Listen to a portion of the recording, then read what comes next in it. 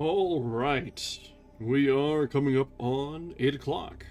So, let's go ahead and settle in, get comfortable, and get ready for things to get a little weird.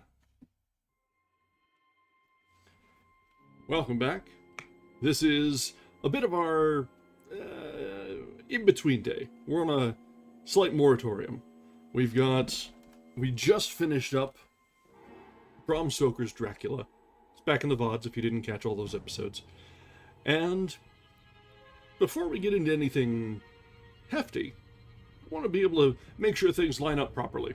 One of the best time to start a new book is on Fridays, when we've got our 3 days in a row. So, tonight, we'll be going back to the well. H.P. Lovecraft is great for us. Works really good for our format. So, we've got a little bit of a backlog left. So we're going to pull one of those from the hat tonight and see where in this twisted mind we'll wander tonight. It should fit the season very well. It should segue very nicely into what we'll be reading next time. So, tonight, we should be able to finish this all in one session. So, let's settle in, get comfy, and get ready for H.P. Lovecraft's The Haunter of the Dark.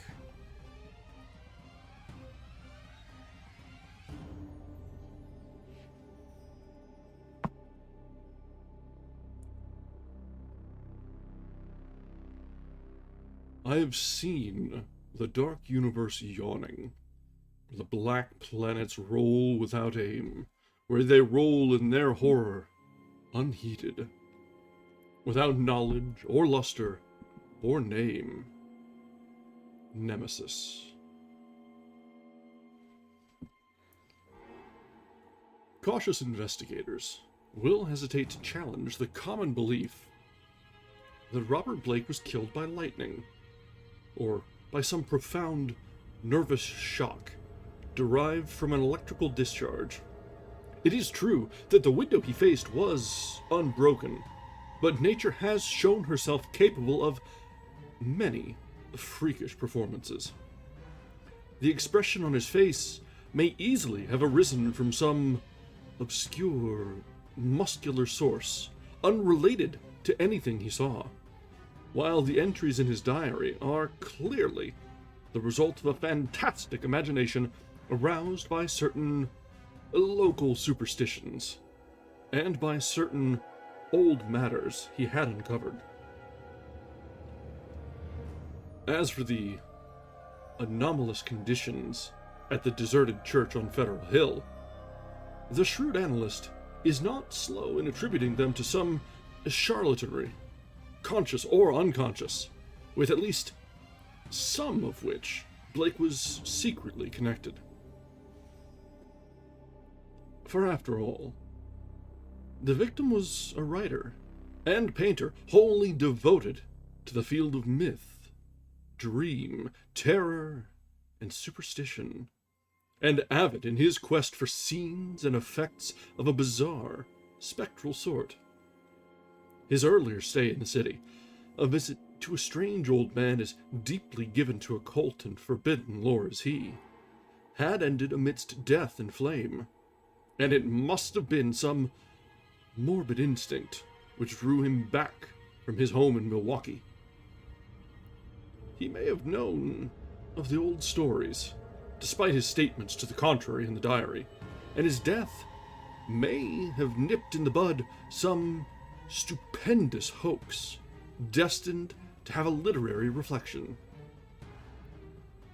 Among those, however, who have examined and correlated all this evidence, there remain several who cling to less rational and commonplace theories. They are inclined to take much of Blake's diary at its face value, and point significantly to certain facts such as the undoubted genuineness of the old church record, the verified existence of the disliked and unorthodox Starry Wisdom sect prior to 1877, the recorded disappearance of an inquisitive reporter named Edwin M. Lillibridge in 1893, and, above all, the look of monstrous, transfiguring fear on the face of the young writer when he died. It was one of these believers who, moved to fanatical extremes, threw into the bay the curiously angled stone and its strangely adorned metal box found in the old church steeple. The black, windowless steeple, and not the tower where Blake's diary said those things originally were. Though widely censured, both officially and unofficially, this man, a reputable physician with a taste for odd folklore, averred that he had rid the earth of something too dangerous to rest upon it. Between these two schools of opinion, the reader must judge for himself. The papers have given the tangible details from a skeptical angle, leaving for others the drawing of the picture as Robert Blake saw it, or thought he saw it, or pretended to see it. Now, studying the diary closely, dispassionately, and at leisure, let us summarize the dark chain of events from the expressed point of view of their chief actor.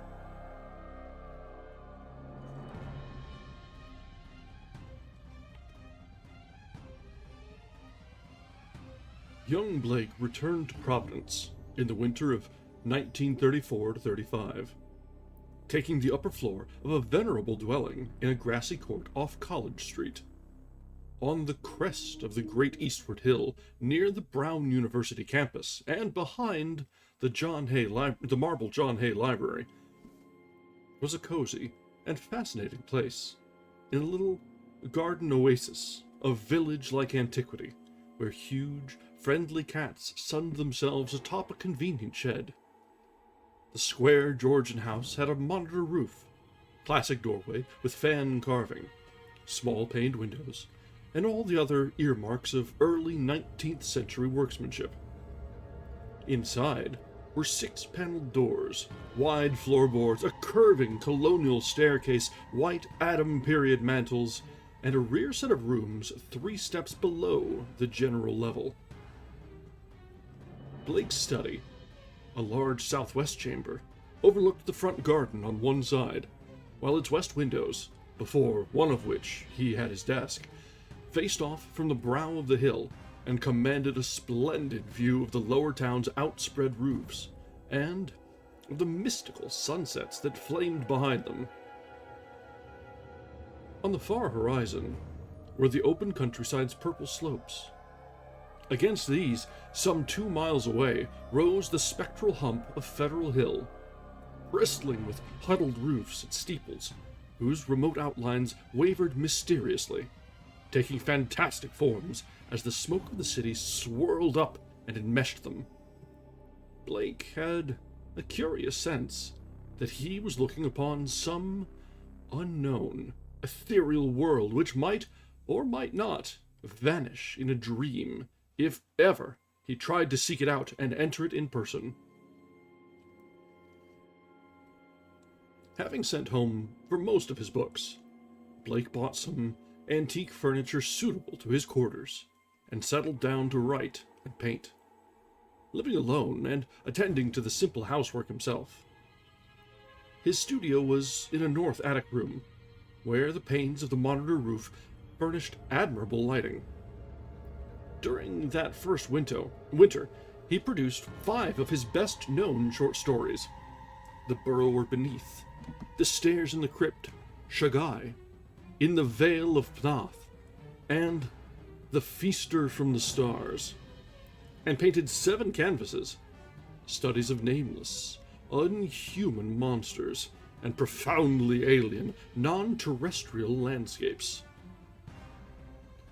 At sunset, he would often sit at his desk and gaze dreamily off at the outspread west, the dark towers of Memorial Hall just below, the Georgian courthouse belfry, the lofty pinnacles of the downtown section, and that shimmering, spire-crowned mound in the distance, whose unknown streets and labyrinthine gables so potently provoked his fancy.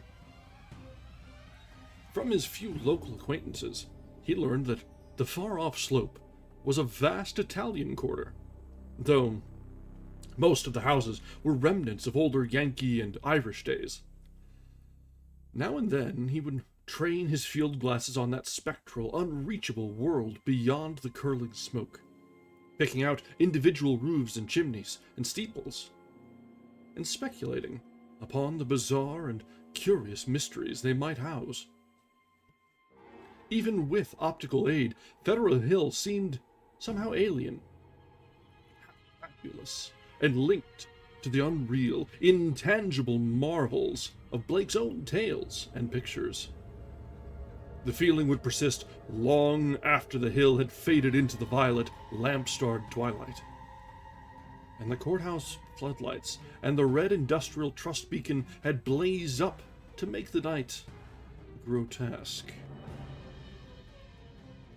Of all the distant objects on Federal Hill, a certain huge, dark church most fascinated Blake.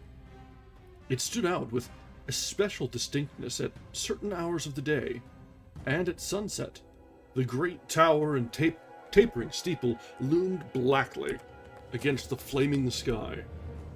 It seemed to rest on especially high ground, for the grimy facade and the obliquely seen north side with sloping roof and the tops of great pointed windows rose boldly above the tangle of surrounding ridgepoles and chimney pots. Peculiarly grim and austere, it appeared to be built of stone, stained and weathered with the smoke and storms of a century and more. The style, so far as the glass could show, was the earliest experimental form of Gothic revival, which preceded the stately Upjohn period, and held over some of the outlines and proportions of the Georgian age. Perhaps it was reared around 1810 or 1815. As months passed, Blake watched the far-off, forbidding structure with an oddly mounting interest. Since the vast windows were never lighted, he knew that it must be vacant. The longer he watched, the more his imagination worked, till, at length, he began to fancy curious things. He believed that a vague, singular aura of desolation hovered over the place, so that even the pigeons and swallows shunned its smoky eaves. Around other towers and belfries, his glass would reveal great flocks of birds, but here they never rested. At least, that is what he thought, and set down in his diary. He pointed the place out to several friends, but none of them had even been on Federal Hill, or possessed the faintest notion of what the church was, or had been.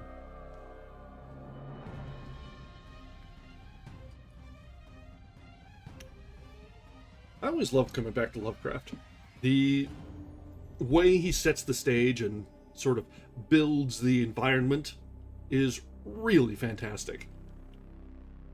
And it's easy. There's not a whole lot of crazy voices to deal with, as most of the time it's just third-person narrator, just giving a past account. So, it's a relief after all the, I guess, acting that I've had to do for Dracula. Just gonna come out in the natural voice.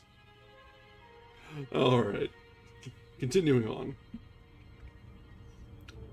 In the spring, a deep restlessness gripped Blake.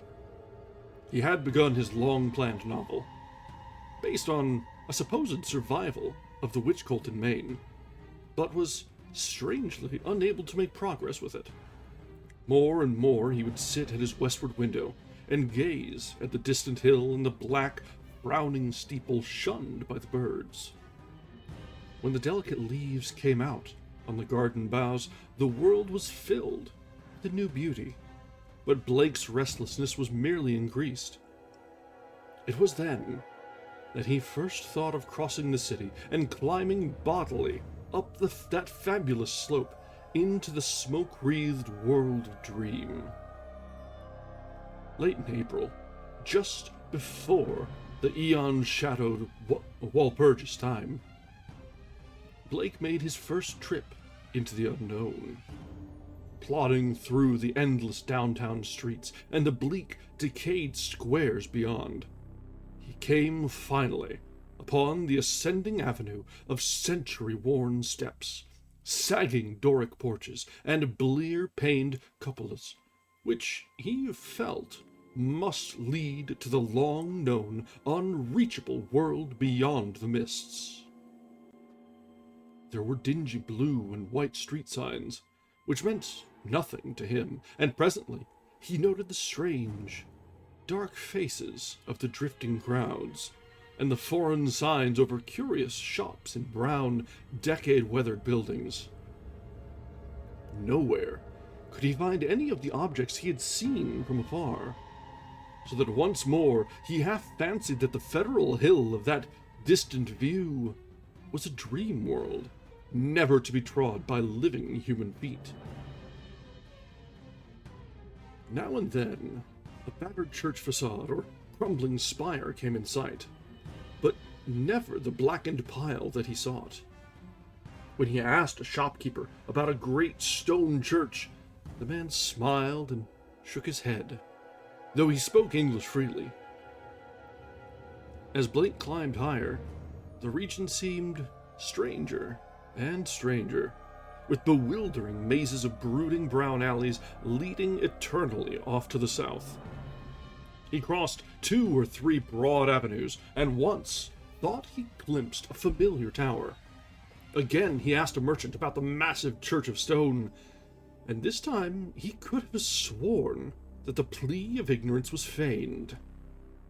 The dark man's face had a look of fear, which he tried to hide, and Blake saw him make a curious sign with his right hand. Then, suddenly, a black spire stood out against the cloudy sky on his left, above the tiers of brown roofs lining the tangled southerly alleys. Blake knew at once what it was, and plunged toward it through the squalid, unpaved lanes that climbed from the avenue. Twice he lost his way, but he somehow dared not ask any of the patriarchs or housewives who sat on their doorsteps, or any of the children who shouted and played in the mud of the shadowy lanes. At last, he saw the tower plain against the southwest, and a huge stone bulk rose darkly at the end of an alley. Presently, he stood in a wind-swept open square, quaintly cobblestoned, with a high bank wall on the farther side. This was the end of his quest, for upon the wide, iron-railed, weed-grown plateau which the wall supported, a separate, lesser world raised fully 6 feet above the surrounding streets, there stood a grim, Titan bulk, whose identity, despite Blake's new perspective, was beyond dispute. The vacant church was in a state of great decrepitude. Some of the high stone buttresses had fallen, and several delicate finials lay half lost among the brown, neglected weeds and grasses. The sooty Gothic windows were largely unbroken, though many of the stone mullions were missing. Blake wondered how the obscurely painted panes could have survived so well, in view of the known habits of small boys the world over. The massive doors were intact and tightly closed. Around the top of the bank wall, fully enclosing the grounds, was a rusty iron fence, whose gate, at the head of a flight of steps from the square, was visibly padlocked. The path from the gate to the building was completely overgrown. Desolation and decay hung like a pall above the place, and in the birdless eaves and black, ivyless walls, Blake felt a touch of the dimly sinister beyond his power to define.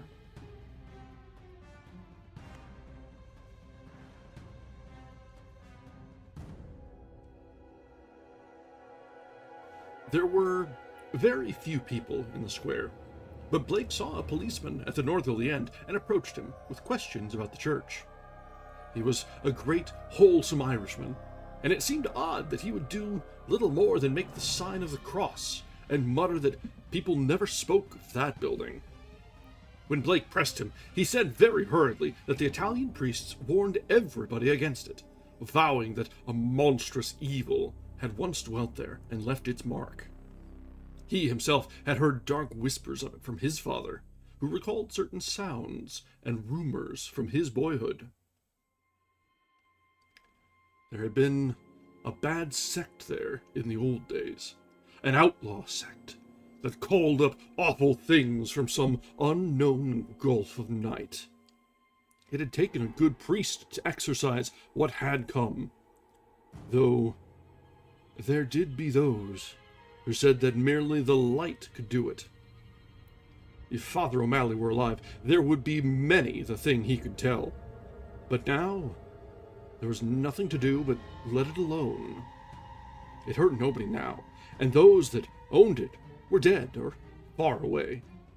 They had run away like rats after the threatening talk in '77, when people began to mind the way folks vanished now and then in the neighborhood. Someday, the city would step in and take the property for lack of heirs, but little good would come of anybody's touching it. Better it be left alone for the years to topple, lest things be stirred that ought to rest forever in their black abyss. After the policeman had gone, Blake stood staring at the sullen, steepled pile. It excited him to find that the structure seemed as sinister to others as to him, and he wondered what grain of truth might lie behind the olden tales the Bluecoat had repeated. Probably they were mere legends evoked by the evil look of the place, but even so, they were like a strange coming to life of one of his own stories. The afternoon sun came out from behind dispersing clouds, but seemed unable to light up the stained, sooty walls of the old temple that towered on its high plateau. It was odd that the green of spring had not touched the brown, withered growths in the raised, iron-fenced yard. Blake found himself edging nearer the raised area and examining the bank wall and rusted fence for possible avenues of ingress. There was a terrible lure about the blackened fane which was not to be resisted. The fence had no opening near the steps, but around on the north side were some missing bars. He could go up the steps and walk around on the narrow coping outside the fence till he came to the gap. If the people feared the place so wildly, he would encounter no interference. He was on the embankment and almost inside the fence before anyone noticed him. Then, looking down, he saw the few people in the square edging away and making the same sign with their right hands that the shopkeeper in the avenue had made. Several windows were slammed down, and a fat woman darted into the street and pulled some small children inside a rickety, unpainted house. The gap in the fence was very easy to pass through, and before long, Blake found himself wading amidst the rotting, tangled growths of the deserted yard. Here and there, the worn stump of a headstone told him that there had once been burials in this field, but that he saw must have been very long ago. The sheer bulk of the church was oppressive now that he was close to it, but he conquered his mood and approached to try the 3 great doors in the facade. All were securely locked, so he began a circuit of the Cyclopean building in quest of some minor and more penetrable opening.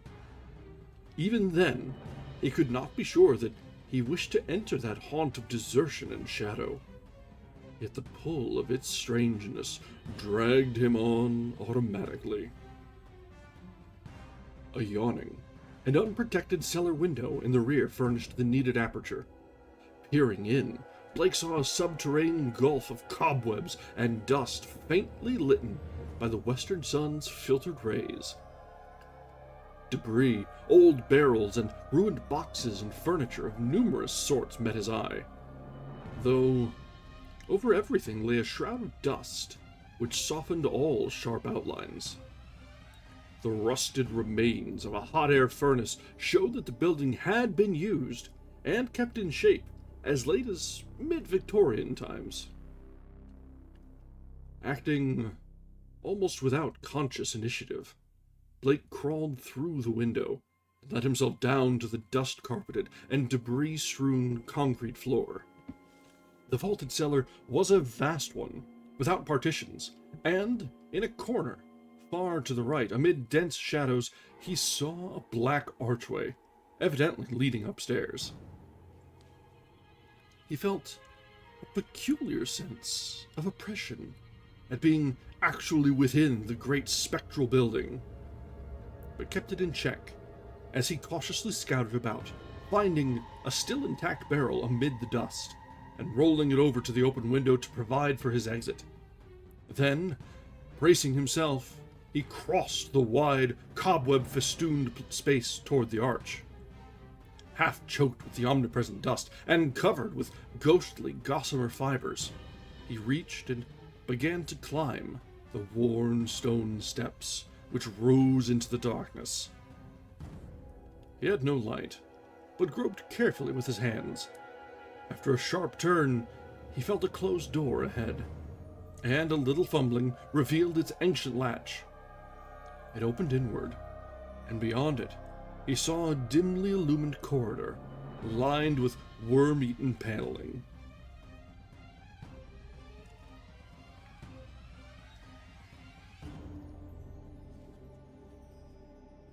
Have any of you guys explored a church in complete darkness? It is, even in a modern church, very, very creepy. I did some janitor work for one. It's one of my first jobs, and being alone after close, with all the lights out, oh man, that is a feeling.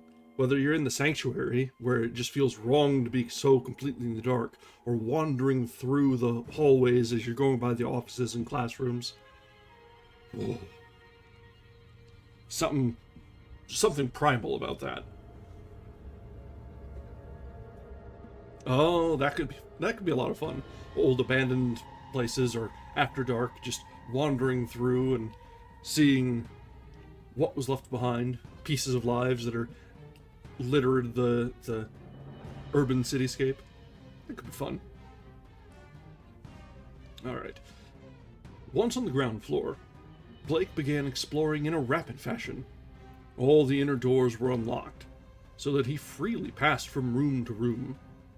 The colossal nave was an almost eldritch place, with its drifts and mountains of dust over box pews, altar, hourglass pulpit, and sounding board, and its titanic ropes of cobwebs stretching along the pointed arches of the gallery, and entwining the clustered Gothic columns. Over all this hushed desolation played a hideous, leaden light as the declining afternoon sun sent its rays through the strange, half-blackened panes of the great apsidal windows.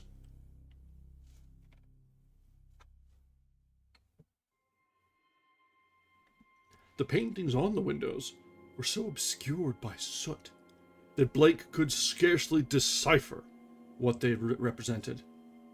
And from the little he could make out, he did not like them.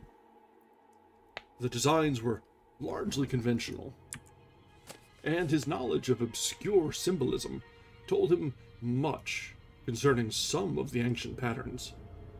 The few saints depicted bore expressions distinctly open to criticism, while one of the windows seemed to show merely a dark space with spirals of curious luminosity scattered about in it. Turning away from the windows, Blake noticed that The cobwebbed cross above the altar was not of the ordinary kind, but resembled the primordial Ankh, or Crux Ansata, of shadowy Egypt.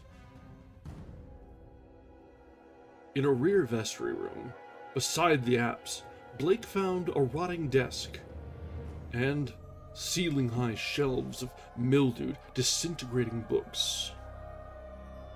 Here, for the first time, he received a positive shock of objective horror, for the titles of those books told him much. They were the black, forbidden things which most sane people have never even heard of, or have heard of only in furtive, timorous whispers. The banned and dreaded repositories of equivocal secrets and immemorial formula, which have trickled down the stream of time from the days of man's youth and the dim, fabulous days before man was. He had himself read many of them, a Latin version of the abhorred Necronomicon, the sinister Liber Irvonis, the infamous Cultus des Ghouls of Comte de Arlet,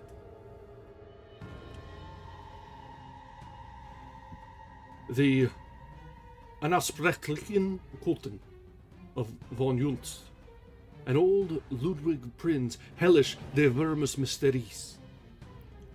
But there were others he had known merely by reputation, or not at all.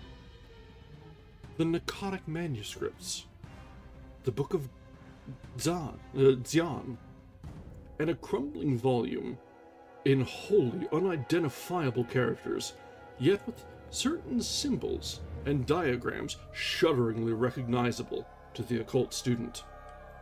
Clearly, the lingering local rumors had not lied. This place had once been the seat of an evil older than mankind and wider than the known universe. In the ruined desk was a small, leather-bound record book filled with entries in some odd, cryptographic medium. The manuscript writing consisted of the common traditional symbols used today in astronomy, and anciently in alchemy, astrology, and other dubious arts. The devices of the sun, moon, planets, aspects, and zodiacal signs, here massed in solid pages of text, with divisions and paragraphing suggesting that each symbol answered to some alphabetical letter. In the hope of later solving the cryptogram, Blake bore off this volume in his coat pocket. Many of the great tomes on the shelves fascinated him unutterably, and he felt tempted to borrow them at some later time. He wondered how they could have remained undisturbed so long. Was he the first to conquer the clutching, pervasive fear which had for nearly 60 years protected this deserted place from visitors? Having now thoroughly explored the ground floor, Blake plowed again through the dust of the spectral nave to the front vestibule, where he had seen a door and staircase presumably leading up to the blackened tower and steeple, objects so long familiar to him at a distance. The ascent was a choking experience, for dust lay thick, while the spiders had done their worst in this constricted place. The staircase was a spiral with high, narrow wooden treads, and now and then Blake passed a clouded window looking dizzily out over the city. Though he had seen no ropes below, he expected to find a bell or peal of bells in the tower, whose narrow, louver-boarded lancet windows his field glass had studied so often. Here he was doomed to disappointment, for when he attained the top of the stairs, he found the tower chamber vacant of chimes, and clearly devoted to vastly different purposes.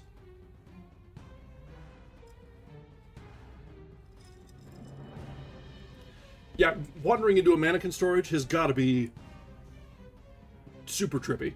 Absolutely. I think old prop storage rooms are probably my worst. There are some really random props that are kept backstage for years and years and years and forgotten. And some of those will give you a spook when you're not expecting what you're... Well, you really can't expect anything out of those. So, there's really no preparing yourself.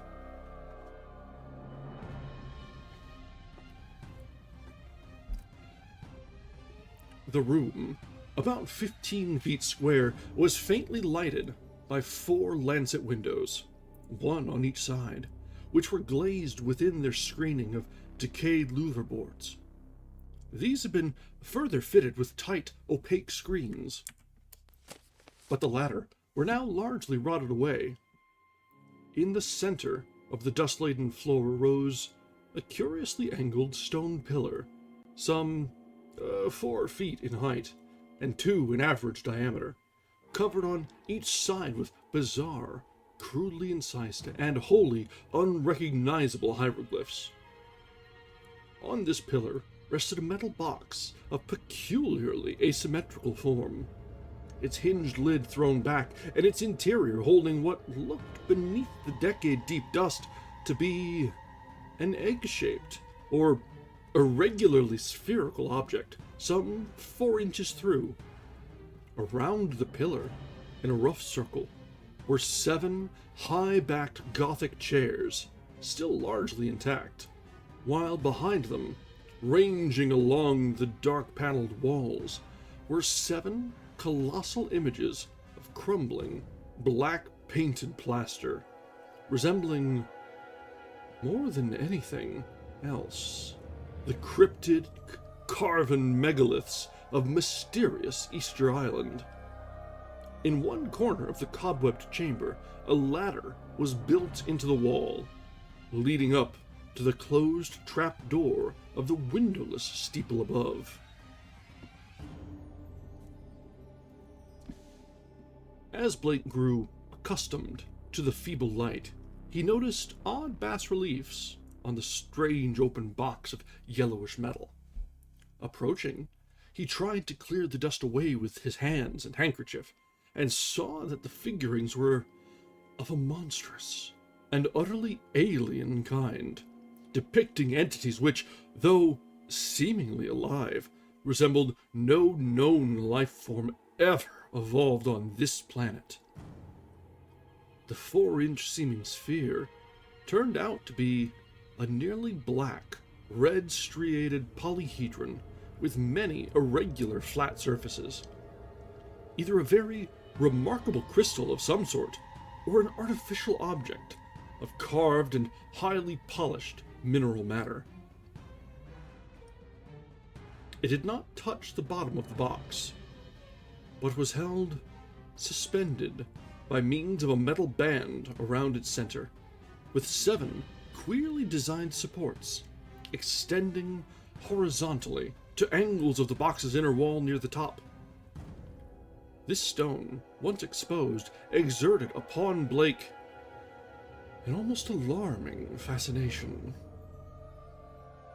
He could scarcely tear his eyes from it, and as he looked at its glistening surfaces, he almost fancied it was transparent, with half-formed worlds of wonder within. Into his mind floated pictures of alien orbs with great stone towers, and other orbs with Titan monuments and no mark of life. And still, remoter spaces, where only a stirring in vague blacknesses told of the presence of consciousness and will.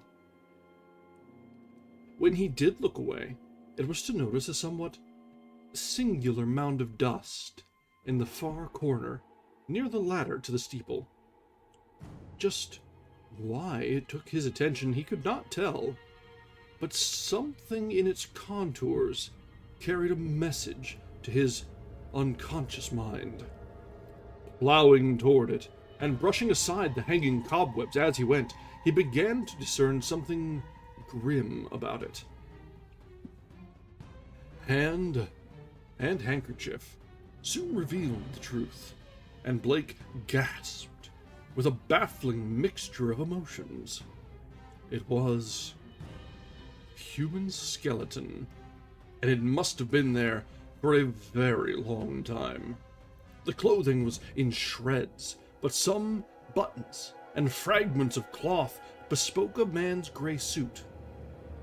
There were other bits of evidence: shoes, metal clasps, huge buttons for round cuffs, a stick pin of bygone pattern, a reporter's badge with the name of the old Providence Telegram, and a crumbling leather pocketbook. Blake examined the latter with care, finding within it several bills of antiquated issue, a celluloid advertising calendar for 1893, some cards with the name Edwin M. Lillibridge, and a paper covered with penciled memoranda. The paper held much of a puzzling nature, and Blake read it carefully at the dim westward window. Its disjointed text included such phrases as the following: Professor Enoch Bowen, home from Egypt, May 1844, buys old Free Will Church in July. His archaeological work and studies in occult well known. Dr. Drown of the Fourth Baptist warns against starry wisdom in sermon December 29th, 1844. Congregation 97 by the end of 45. 1846. 3 disappearances. First mention of shining trapezohedron. 7 disappearances. 1848. Stories of blood sacrifice begin. Investigation 1853 comes to nothing. Stories of sounds. Friar O'Malley tells of devil worship with box found in great Egyptian ruins. Says they call up something that can't exist in light, flees a little light, and banished by strong light. Then has to be summoned again. Probably got this from deathbed confession of Francis X. Feeney, who had joined Starry Wisdom in 49. Or Francis X. Feeney, not Francis X. These people say the shining trapezohedron shows them heaven and other worlds, and that the haunter of the dark tells them secrets in some way. Story of Orrin B. Eddy, 1857. They call it up by gazing at the crystal and have a secret language of their own. Mega Man character. 200 or more in congregation, 1863. Exclusive of men at front. Irish boys mob church in 1869 after Patrick Reagan's disappearance. Veiled article in J, March 14th, 72. But people don't talk about it. 6 disappearances, 1876. Secret committee calls on Mayor Doyle. Action promised, February 1877. Church closes in April. Gang, Federal Hill Boys, threaten Dr. Blank and vestryman in May.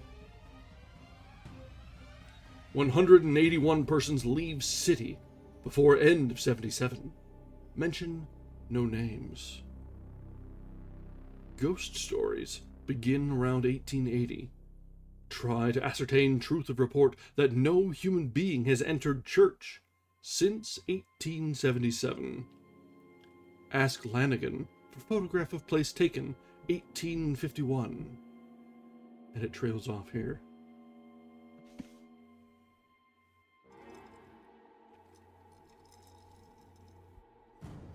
Alright, we're about halfway through, and that feels like a good place to take a short break. We're a little early, but we're going to have a short session tonight anyway, so let's break up the flow just a little here with the discovery of the notebook.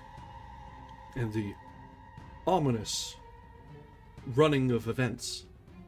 And we'll be back in just a few minutes. I need a little bit more to drink tonight.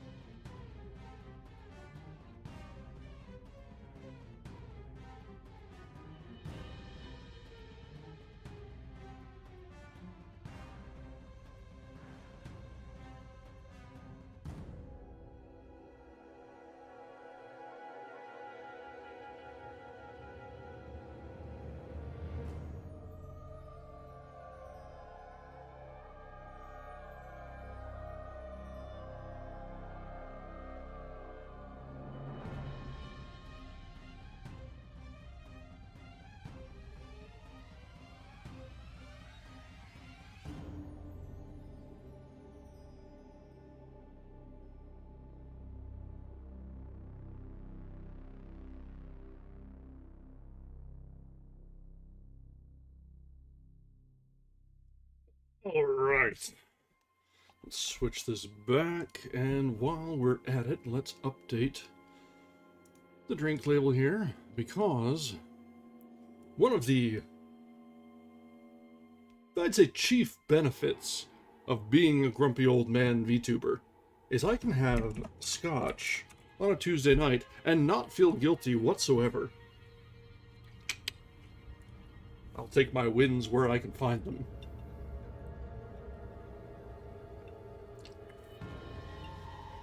Alright. So, before we had our quick break, we had our central character, not the narrator, the central acting character, Blake. He's moved out into the quaint New England area, which, you know, is where, obviously, the weirdest, strangest, most haunted and occult epicenter of the world. Because, you know, that's where Lovecraft writes about, so it must be. And he finds a strange church out on the distance, and goes and finds it. And as he was exploring the abandoned church, which the locals very keenly warned him off of, as locals will, he found all sorts of strange articles, including a bunch of books, several of which I had a challenge to pronounce. The German took me by surprise, I will readily admit. It's probably the worst of them, the German. It shouldn't be, considering German is pretty much read as it looks on the page, but when a word is about half a line long, I'm gonna struggle. Just saying. But that was not the least of his discoveries.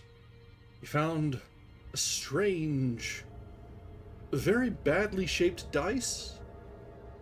I mean, it's a D something or other, right? And it's probably not balanced whatsoever. But it's so appealing, as all good dice are. And, in the same room, a skeleton of someone who was probably poking around where they weren't welcome. Kind of like he is. Alright, let's jump back into it, and we'll see what sort of trouble Blake can get into. Because, as we know, right from the get-go, the very start of this, the introduction, Blake is a past tense. So we have to figure out how, when, why. I have a feeling the why is poking around where he's not welcome. But that'll get you past tensed in a lot of places in the world. It doesn't have to be creepy. Alright.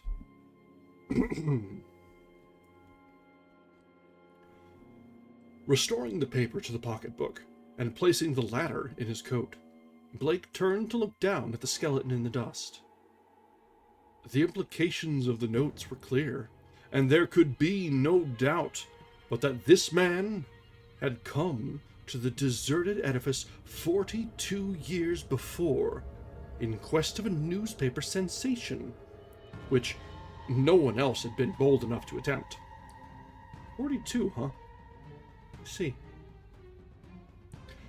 Perhaps no one else had known of his plan. Who could tell? But he had never returned to his paper. Had some bravely suppressed fear risen to overcome him and bring on sudden heart failure?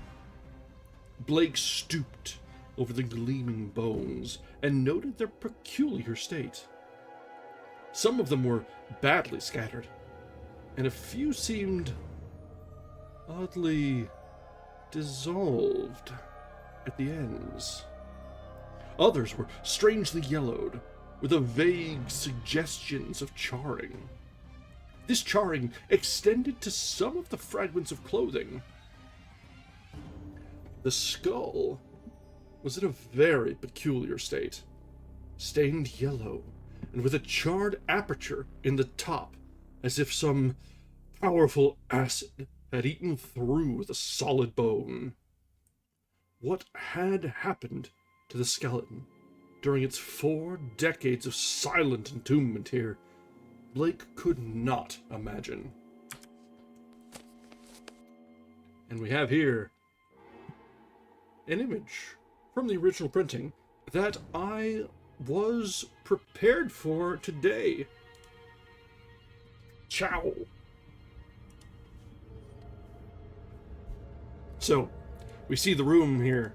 We see the skeleton, which I don't expect it was sitting upright like that, but we'll see.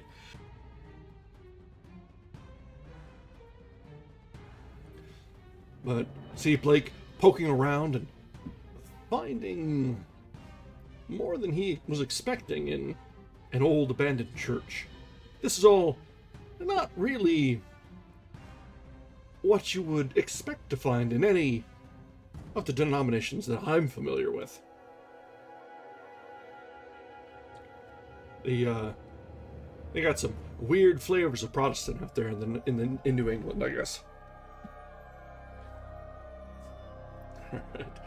Before he realized it, he was looking at the stone again and letting its curious influence call up a nebulous pageantry in his mind.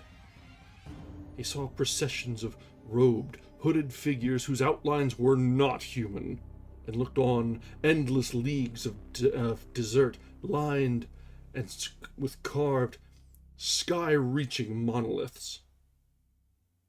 He saw towers and walls in nighted depths under the sea, and vortices of space where wisps of black mist floated before thin shimmerings of cold purple haze. I mean, that's normally just a reliquary, but That's usually they're not just laying around. Those are stored with some care.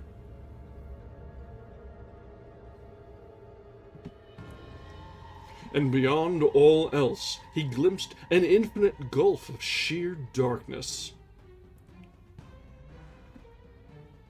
where solid and semi-solid forms were known only by their windy stirrings, and cloudy patterns of force seemed to superimpose order on chaos, and hold forth a key to all the paradoxes and arcana of the worlds we know.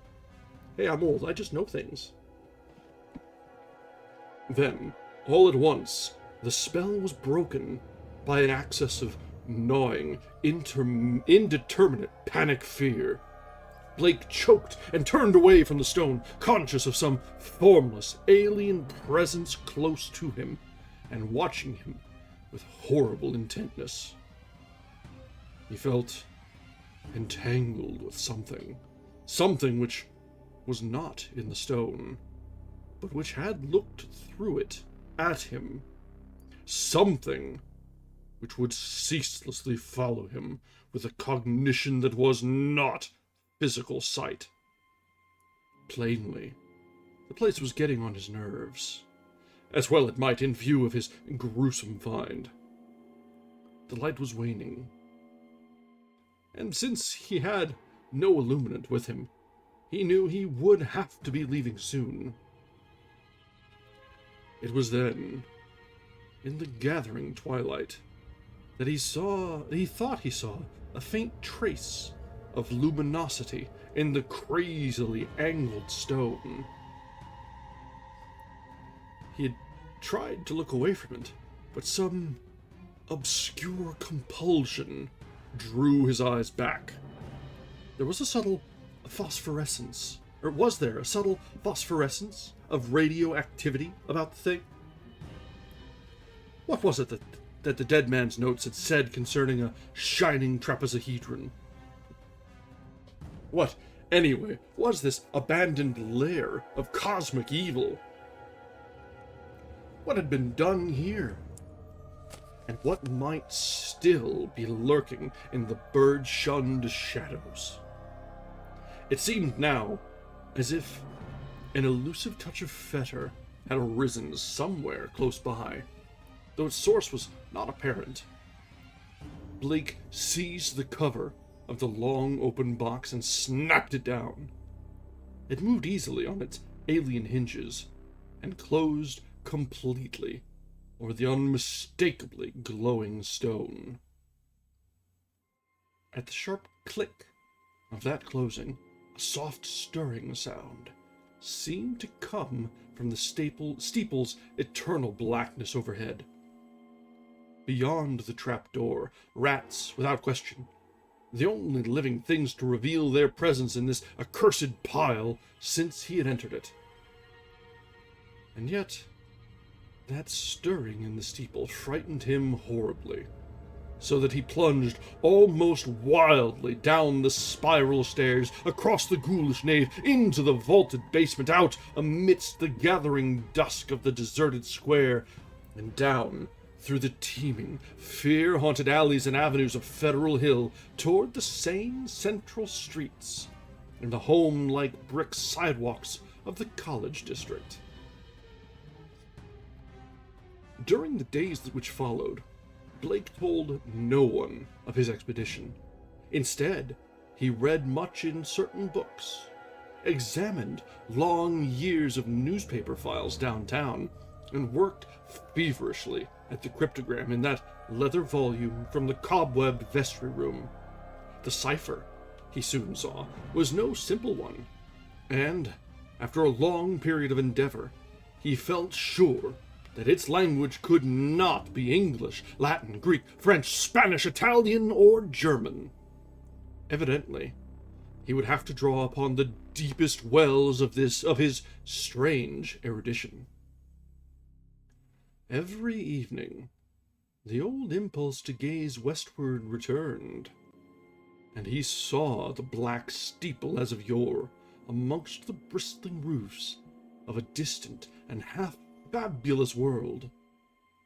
But now, it held a fresh note of terror for him.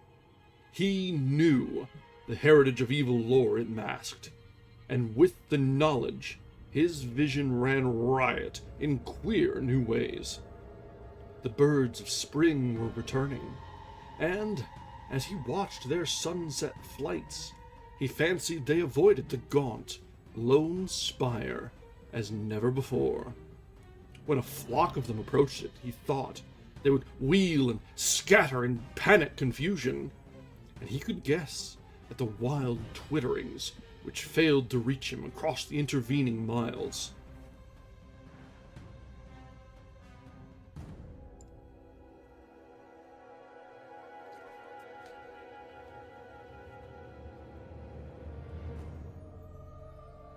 It was in June that Blake's diary told of his victory over the cryptogram. The text was, he found, in the dark Aklo language, used by certain cults of evil antiquity, and known to him in a halting way through previous researches. The diary is strangely reticent about what Blake deciphered, but he was patently awed and disconcerted by his results. There are references to a haunter of the dark, awaked by gazing into the shining trapezohedron, and insane conjectures about the black gulfs of chaos from which it was called. The being is spoken of as holding all knowledge and demanding monstrous sacrifices. Some of Blake's entries show fear lest the thing, which he seemed to regard as summoned, stalk abroad, though he adds that the streetlights form a bulwark which cannot be crossed. Of the shining trapezohedron he speaks often, calling it a window on all time and space, and tracing its history from the days it was fashioned on dark Yuggoth, before ever the old ones brought it to Earth. It was treasured and placed in its curious box by the crinoid things of Antarctica, salvaged from their ruins by the serpent men of Volusia, and peered at eons later in Lemuria by the first human beings. It crossed strange lands and stranger seas, and sank with Atlantis before a Minoan fisher meshed it in his net and sold it to swarthy merchants from Knighted Kem. The pharaoh Neferka built around it a temple with a windowless crypt, and did that which caused his name to be stricken from all monuments and records.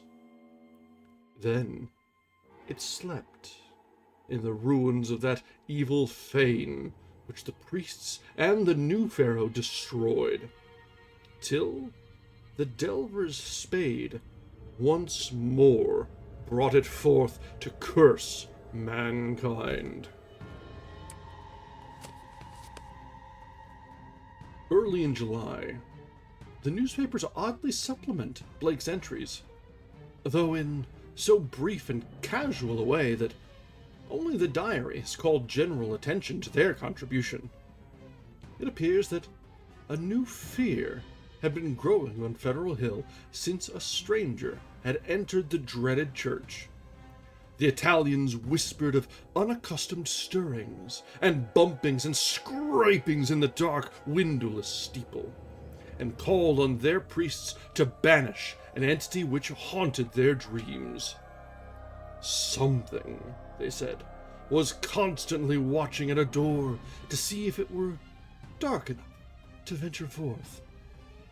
Press items mentioned the long-standing local superstitions, but failed to shed much light on the earlier background of the horror. It was obvious that the young reporters of today are no antiquarians. In writing of these things in his diary, Blake expresses a curious kind of remorse and talks of the duty of burying the shining trapezohedron and of banishing what he had evoked by letting daylight into the hideous, jutting spire. At the same time, however, he displays the dangerous extent of his fascination, and admits a morbid longing, pervading even his dreams, to visit the accursed tower and gaze again into the cosmic secrets of the glowing stone. Then, something in the journal on the morning of July 17th threw the diarist into a veritable fever of horror.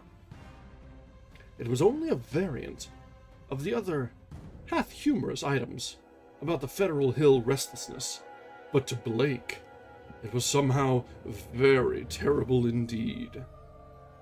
In the night, a thunderstorm had put the city's lighting system out of commission for a full hour, and in that black interval, the Italians had nearly gone mad with fright.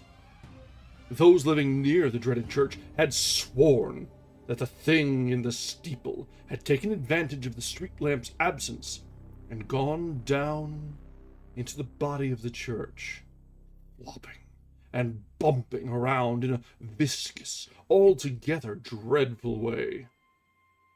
Toward the last, it had bumped up to the tower, where there were sounds of the shattering of glass.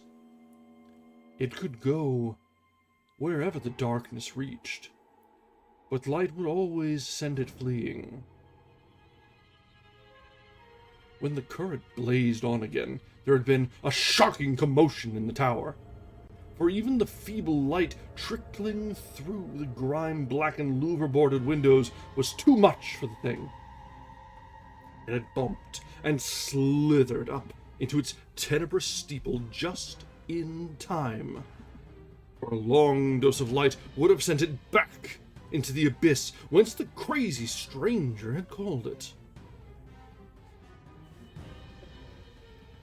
During the dark hour, praying crowds had clustered round the church, in the rain with lighted candles and lamps somehow shielded with folded papers and umbrellas. A guard of light to save the city from the nightmare that stalks in darkness.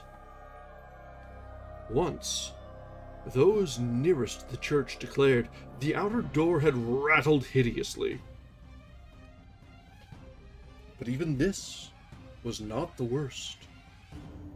That evening, in the bulletin, Blake read of what the reporters had found. Aroused at last to the whimsical news value of the scare, a pair of them had defied the frantic crowd of Italians and crawled into the church through the cellar window, after trying the doors in vain. They found the dust of the vestibule and of the spectral nave plowed up in a singular way, with pits of rotted cushions and satin pew linings scattered curiously around. There was a bad odor everywhere, and here and there were bits of yellow stain and patches of what looked like charring. Opening the door to the tower and pausing a moment at the suspicion of a scraping sound above, they found the narrow spiral stairs wiped roughly clean. In the tower itself, a similarly half-swept condition existed. They spoke of the heptagonal stone pillar, the overturned Gothic chairs, and the bizarre plaster images, though, strangely enough, the metal box and the old mutilated skeleton were not mentioned. What disturbed Blake the most, except for the hints of stains and charring and bad odors, was the final detail that explained the crashing glass. Every one of the tower's lancet windows was broken, and 2 of them had been darkened in a crude and hurried way by stuffing of satin pew linings and cushioned horsehair into the spaces between the slanting exterior louver boards. More satin, fragments and bunches of horsehair lay scattered around the newly swept floor, as if someone had been interrupted in the act of restoring the tower to the absolute blackness of its tightly curtained days. Yellowish stains and charred patches were found on the ladder to the windowless spire. But when a reporter climbed up, opened the horizontally sliding trapdoor, and shot a feeble flashlight beam into the black and strangely fetid space, he saw nothing but darkness and an heterogeneous litter of shapeless fragments near the aperture. The verdict, of course, was charlatanry. Somebody had played a joke on the superstitious hill-dwellers, or else some fanatic had striven to bolster up their fears for their own supposed good. Or perhaps some of the younger and more sophisticated dwellers had staged an elaborate hoax on the outside world. There was an amusing aftermath when the police sent an officer to verify the reports. 3 men in succession found ways of evading the assignment. The 4th went very reluctantly and returned very soon without adding to the account given by the reporters.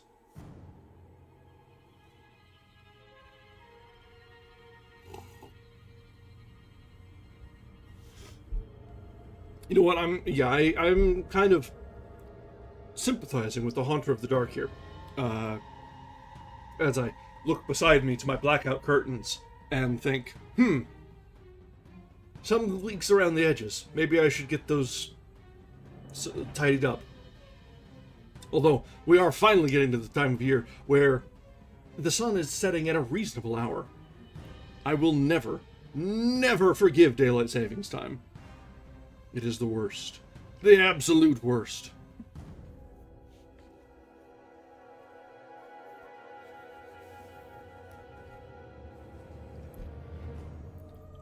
From this point onward, Blake's diary shows a mounting tide of insidious horror and nervous apprehension. He upbraids himself for not doing something, and speculates wildly on the consequences of another electrical breakdown. It has been verified that on 3 occasions, during thunderstorms, he telephoned the electric light company in a frantic vein and asked that desperate precautions against a lapse of power be taken. Now and then, his entries show concern over the failure of the reporters to find the metal box and stone, and the strangely marred old skeleton when they explored the shadowy tower room. He assumed that these things had been removed. Whither, and by whom or what, he could only guess. But his worst fears concerned himself, and the kind of unholy rapport he felt to exist between his mind and that lurking horror in the distant steeple. That monstrous thing of night which his rashness had called out of the ultimate black spaces. He seemed to feel a constant tugging at his will, and callers of that period remember how he would sit abstractedly at his desk and stare out the west window at that far-off spire-bristling mound beyond the swirling smoke of the city. His entries dwell monotonously on certain terrible dreams, and of a strengthening of the unholy rapport in his sleep. There is mention of a night when he wakened to find himself fully dressed outdoors and headed automatically down College Hill toward the west. Again and again he dwells on the fact that the thing in the steeple knows where to find him. The week following July 30th is recalled as the time of Blake's partial breakdown. He did not dress and ordered all his food by telephone. Visitors remarked the cords he kept near his bed, and he said that sleepwalking had forced him to bind his ankles every night with knots, which would probably hold, or else waken him with the labor of untying. Okay, calling in all his food by telephone, not dressing. Blake's just in lockdown. It's fine. It was what? That was not too far off from the Spanish flu, right? That's fine. Don't worry about it. He's just in isolation.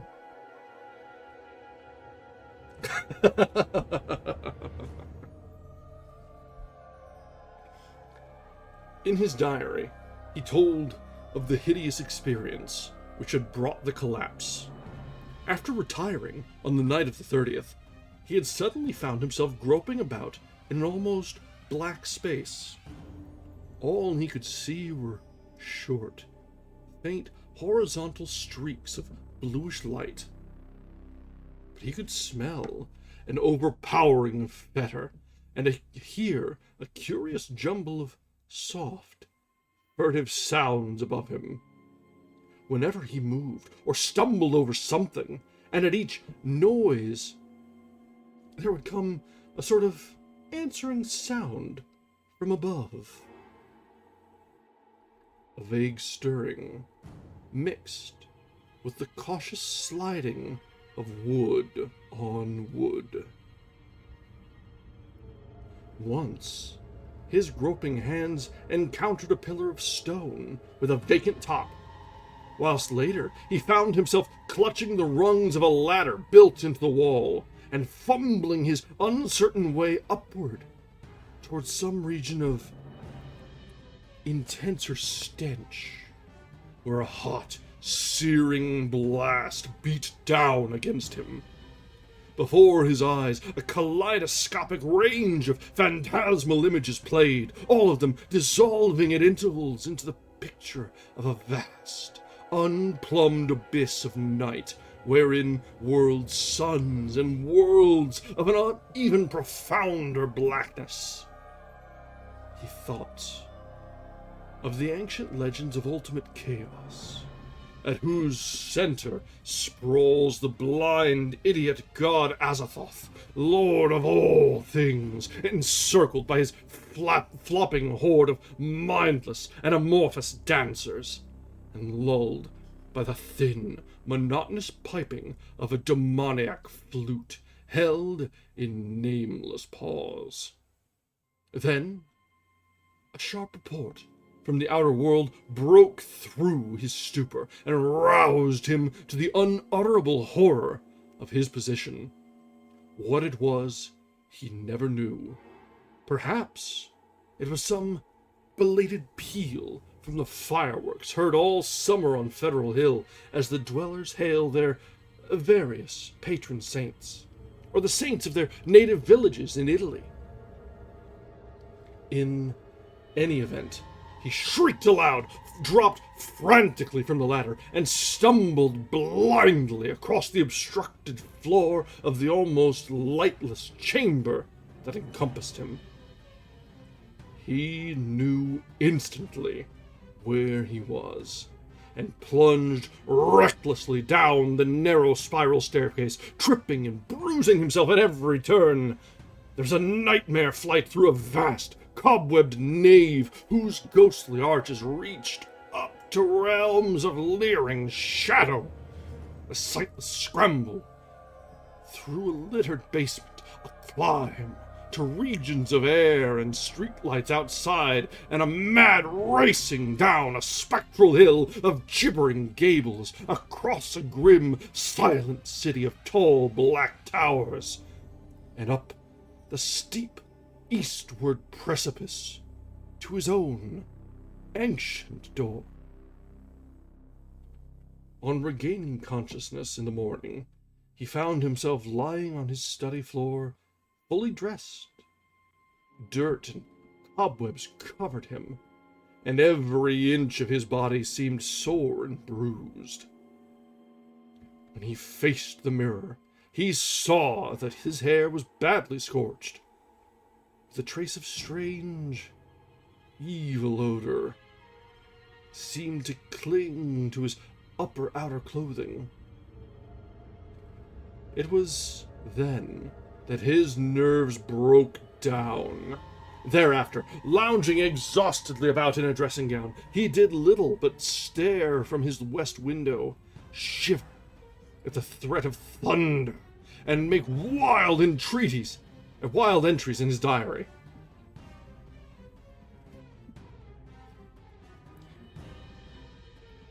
Things seemed to be going rather poorly for Blake.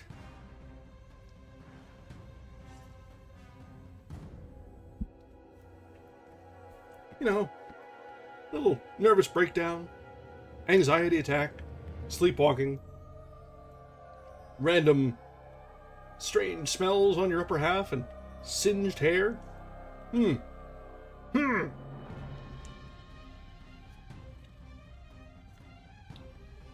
The great storm broke just before midnight on August 8th. Lightning struck repeatedly in all parts of the city, and 2 remarkable fireballs were reported. The rain was torrential, while a constant fusillade of thunder brought sleeplessness to thousands. Blake was utterly frantic in his fear for the lighting system, and tried to telephone the company around 1 a.m., though by that time service had been temporarily cut off in the interest of safety. He recorded everything in his diary, the large, nervous, and often undecipherable hieroglyphs telling their own story of growing frenzy and despair, and of entries scrawled blindly in the dark. He had to keep the house dark in order to see out the window, and it appears that most of his time was spent at his desk, peering anxiously through the rain across the glistening miles of downtown roofs at the constellation of distant lights marking Federal Hill. Now and then he would fumblingly make an entry in his diary, so that detached phrases such as, "The lights must not go," "It knows where I am, I must destroy it," and "It is calling to me, but perhaps it means no injury this time," are found scattered down 2 of the pages. Then the lights went out all over the city. It happened at 2:12 a.m., according to Powerhouse records. But Blake's diary gives no indication of the time. The entry is merely, "Lights out. God help me." On Federal Hill, there were watchers as anxious as he, and rain-soaked knots of men paraded the square and alleys around the evil church with umbrella-shaded candles, electric flashlights, oil lanterns, crucifixes, and obscure charms of the many sorts common to southern Italy. They blessed each flash of lightning, and made cryptical signs of fear with their right hands, when a turn in the storm caused the flashes to lessen, and finally to cease all together. A rising wind blew out most of the candles, so that the scene grew threateningly dark. Someone roused Father Merluzzo of Spirito Santo Church, and he hastened to the dismal square to pronounce whatever helpful syllables he could. Of the restless and curious sounds in the blackened tower, there could be no doubt whatsoever. For what happened at 2:35, we have the testimony of the priest, a young, intelligent, and well-educated person, of Patrolman William J. Monahan of the Central Station, an officer of the highest reliability, who had paused at that part of his beat to inspect the crowd, and of most of the 78 men who had gathered round the church's high bank wall, especially those in the square where the eastward facade was visible. Of course, there was nothing which can be proved as being outside the order of nature. The possible causes of such an event are many. No one can speak with certainty of the obscure chemical processes arising in a vast, ancient, ill-aired, and long-deserted building of heterogeneous contents. Mephitic vapors, spontaneous combustion, pressure of gases born of long decay, any one of numberless phenomena might be responsible. And then, of course, the factor of conscious charlatanry can by no means be excluded. The thing was really quite simple in itself, and covered less than 3 minutes of actual time. Father Merluzzo, always a precise man, looked at his watch repeatedly. It started with a definite swelling of the dull, fumbling sounds in the black tower. There had, for some time, been a vague exhalation of strange, evil odors from the church, and this had now become emphatic and offensive. Then, at last, there was a sound of splintering wood, and a large, heavy object crashed down in the yard beneath the frowning easterly facade. Hang on, my camera just decided to die.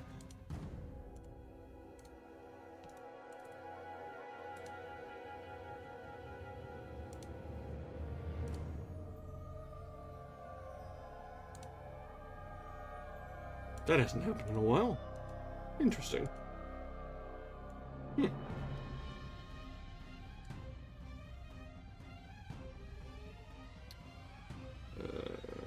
Easterly facade, where were we?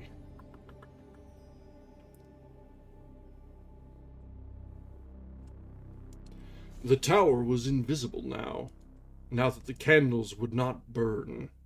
But as the object neared the ground, the people knew that it was the smoke-grimed louver boarding of that tower's east window. Immediately afterward, an utterly unbearable fetor welled forth from the unseen heights, choking and sickening the trembling watchers, and almost prostrating those in the square. At the same time, the air trembled with a vibration as of flapping wings, and a sudden east-blowing wind, more violent than any previous blast, snatched off the hats and wrenched the dripping umbrellas of the crowd. Nothing definite could be seen in the candleless night, though some upward-looking spectators thought they glimpsed a great spreading blur of denser blackness against the inky sky. Something like a formless cloud of smoke that shot with meteor-like speed toward the east. That was all. The watchers were half numbed with fright, awe, and discomfort, and strangely knew what to do, or whether, and scarcely knew what to do, or whether to do anything at all. Not knowing what had happened, they did not relax their vigil, and a moment later, they sent up a prayer as a sharp flash of belated lightning, followed by an ear-splitting crash of sound, rent the flooded heavens. Half an hour later, the rain stopped, and in 15 minutes more, the streetlights sprang on again, sending the wary, bedraggled watchers relievedly back to their homes.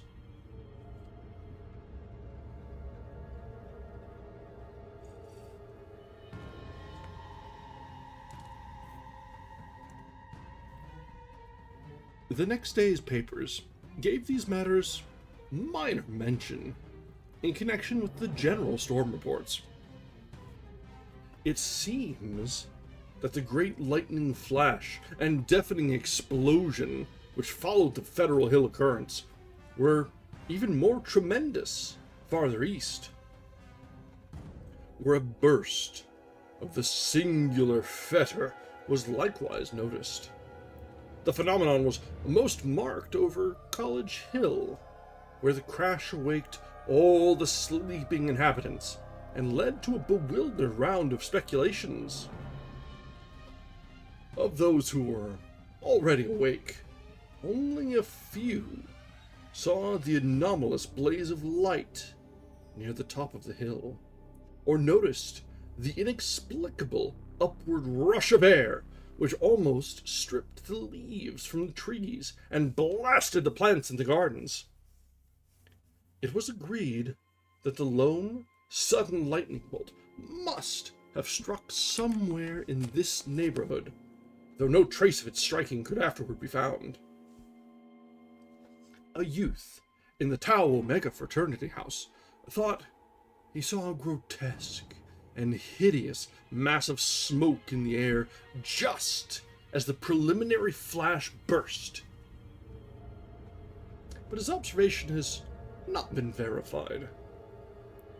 All of the few observers, however, agree as to the violent gust from the west and the flood of intolerable stench which preceded the belated stroke.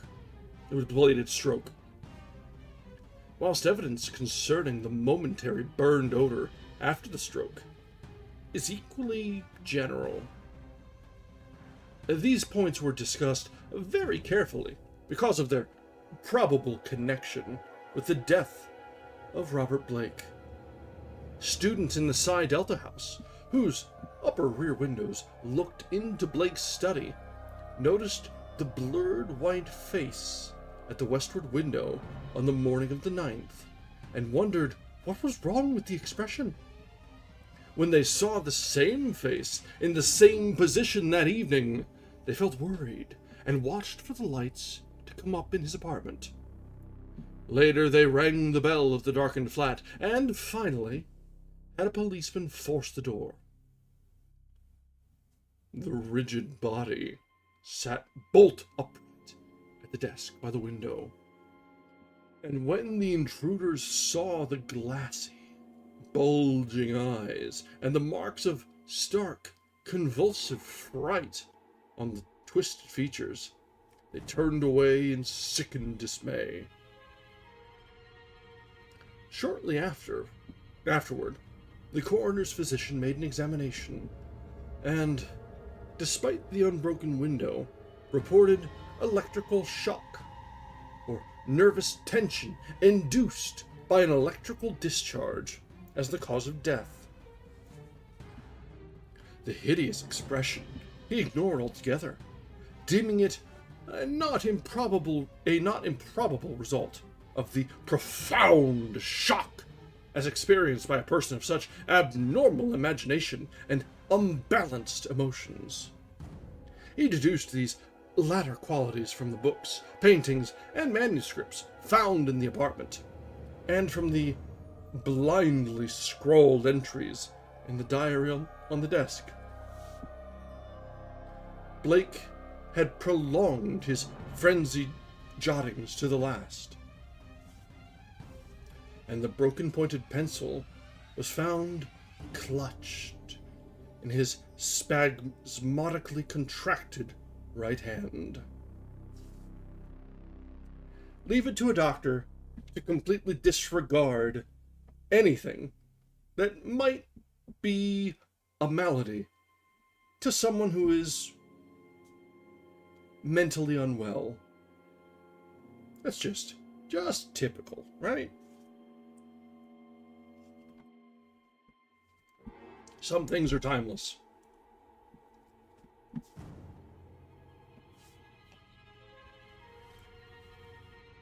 The entries after the failure of the lights were highly disjointed, and legible only in part.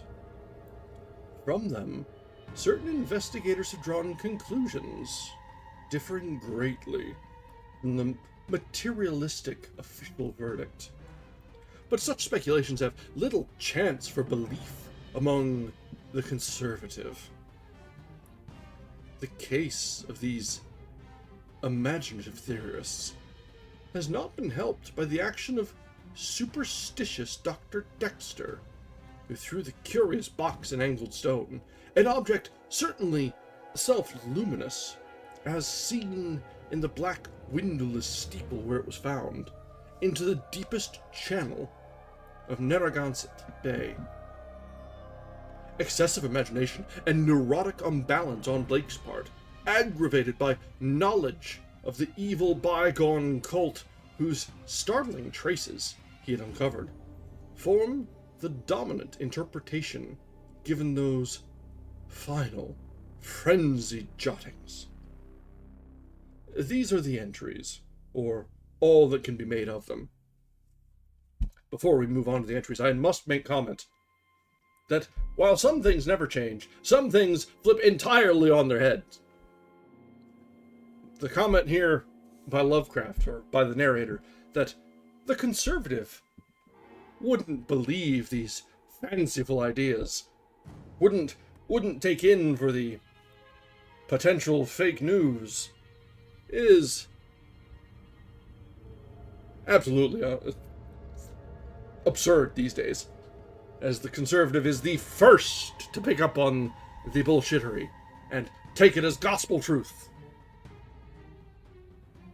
But that is as close as we're going to get to politics. Alright, back to the story. We're almost to the end. Lights still out. Must be 5 minutes now. Everything depends on lighting. Yada, granted, we'll keep up. Some influence seems beating through it. Rain and thunder and wind down. The thing is taking hold of my mind. Trouble with memory.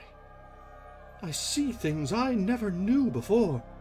Other worlds and other galaxies dark. The lightning seems dark, and the darkness seems light. It cannot be the real hill and church that I see in the pitch darkness. Must be retinal impression left by flashes. Heaven grant the Italians are out there with their candles if the lightning stops. What am I afraid of? Is it not an avatar of Nyarlathotep, who, in antique and shadowy Kem, even took the form of man? I remember Yuggoth, and more distant Shagai, and the ultimate void of the black planets. The long, winging flight through the void, the universe of light, recreated by the thoughts caught in the shining trapezohedron. Send it through the horrible abysses of radiance. My name is Blake. Robert Harrison Blake of 620 East Knapp Street, Milwaukee, Wisconsin. I am on this planet. Azeroth, have mercy! The lightning no longer flashes. Horrible. I can see everything with a monstrous sense that is not sight. Light is dark, and dark is light.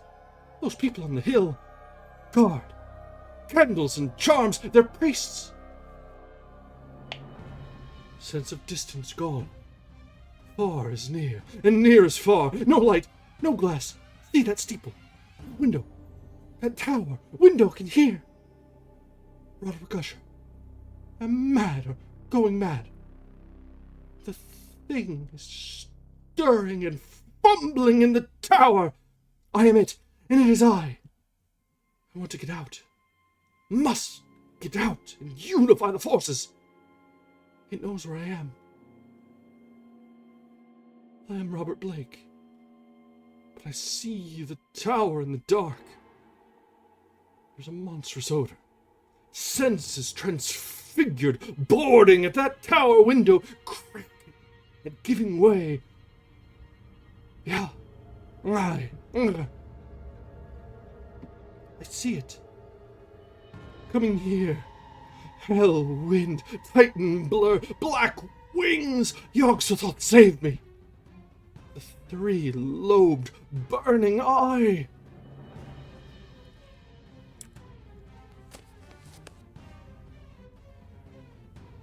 And that is the end. And yeah, fake-ass Wisconsin. Lovecraft doesn't know how to write a real Midwesterner. He's too caught up with his uppity New England. Doesn't know how people go ope out here. Come on! Sometimes that's the only phrase you need to say. Scooting past somebody. Oh, let me get past you. Come on. It's not that hard. Stumbling over words here. Midwesterners are a bundle of stereotypes like that. But you know what? A lot of them are true.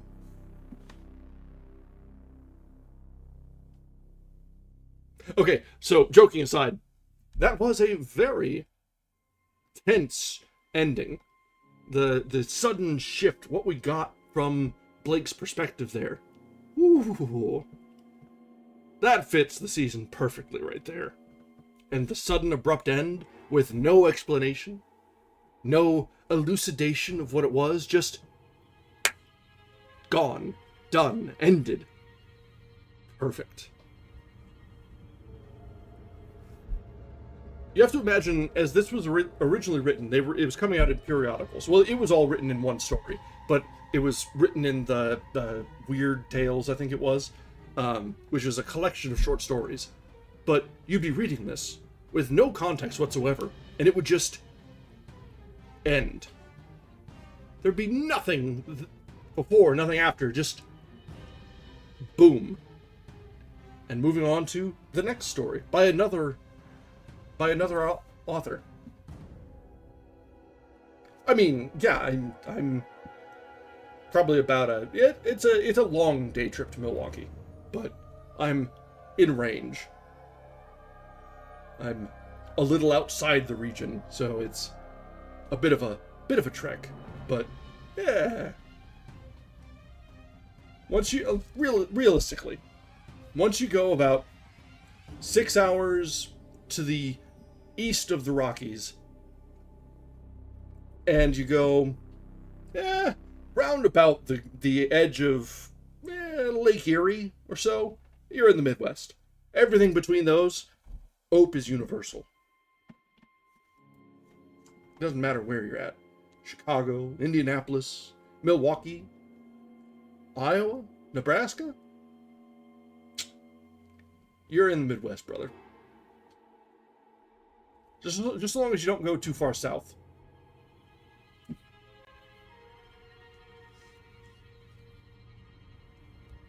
Which, you know, that might be the real horror of the story.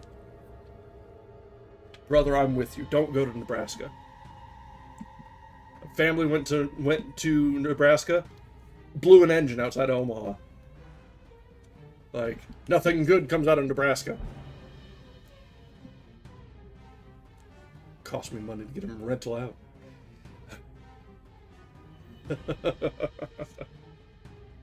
While we're at it, don't go to Iowa. I won't elaborate. Just don't do it.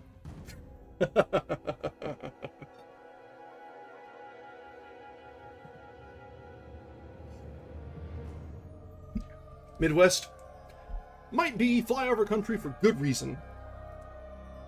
And I live here. Fly over, damn it.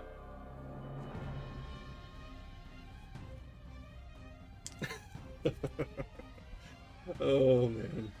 All right. So, this was our short story for the evening. It ran a little short, which, you know, is kind of the whole point. But we stretched it out nicely. And as always with Lovecraft, the tone setting, the atmosphere, everything just is so much fun. And I greatly appreciate that I didn't have to pull any voices. The natural tone in speech lets me ham it up just a little without having to worry about a random Scottish or German or Dutch. While the voices are fun and the accents can be fun, I can use a break. Because I know we're going to have some doozies in our next book. Because on Friday, we're going to be starting Mary Shelley's Frankenstein. Or what is the actual title? I always forget. Is it the Modern Prometheus or the...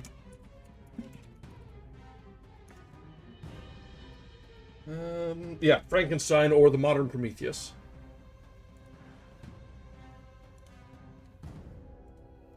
So, that'll be fun. We've got a lot to look forward to with that.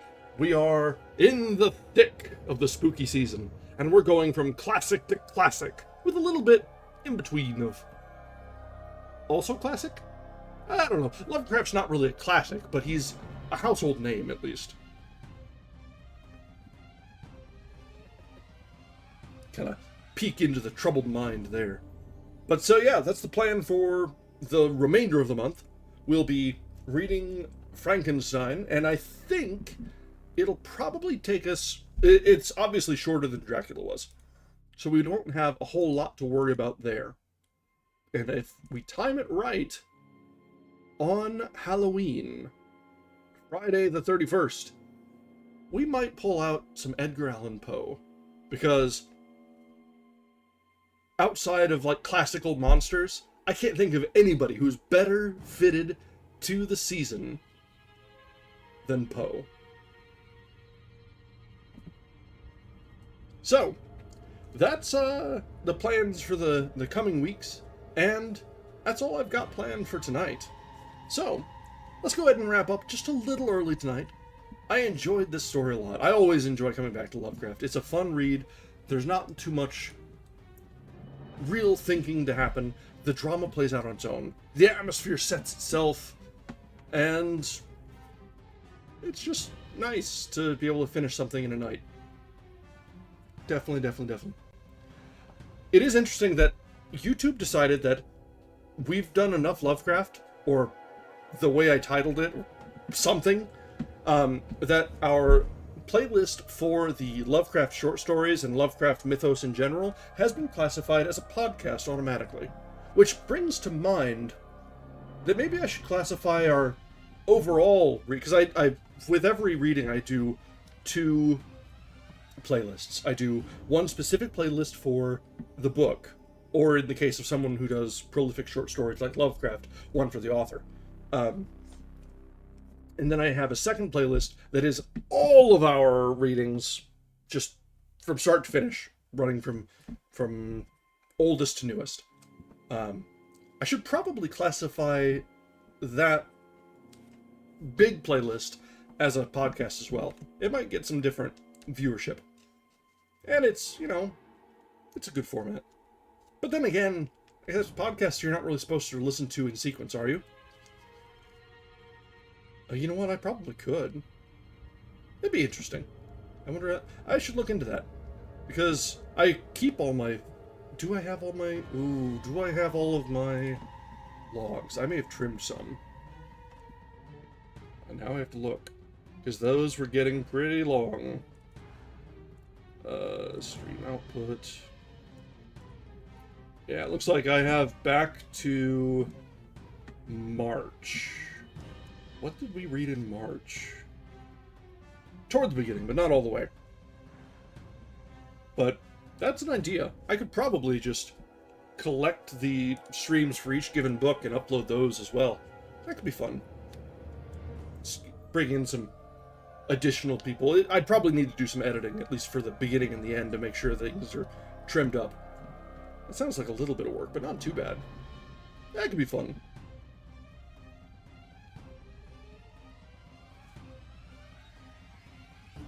Yeah, I'd need to just kind of skim through it myself and find where the chat responses were, or my cut out the breaks or things like that. But it could work pretty well in Spotify. Nice amateur content is always welcome, right? That's something to think of. Alright. Well, with that food for thought, let's go ahead and call it an evening. We've got a new project starting on Friday, so brace yourselves for the weekend, where it probably won't be spooky for a little while. I don't remember whether or not I've actually read Frankenstein, or just have the sort of osmosis style exposure that everyone has. So we'll see where and when and how it starts to get a little weird on us. But that's part of the adventure, right? Seeing things for the first time in their proper source. So, until then, let's go ahead and have a wonderful evening. Thank you very much for joining us. And if you haven't yet, I do encourage you to drop a like on the stream, maybe a subscription to the channel. Let YouTube know that we do some fun things around here. Shill me to your friends. And then, maybe we'll get some things popping a little around here. As much as Acmos and I enjoy talking to each other, it'd be fun to get some friends around, right? Alright, with that out of the way, let's go ahead and call it a night. Thank you very much for joining us, and have a wonderful evening. Until next time, good night.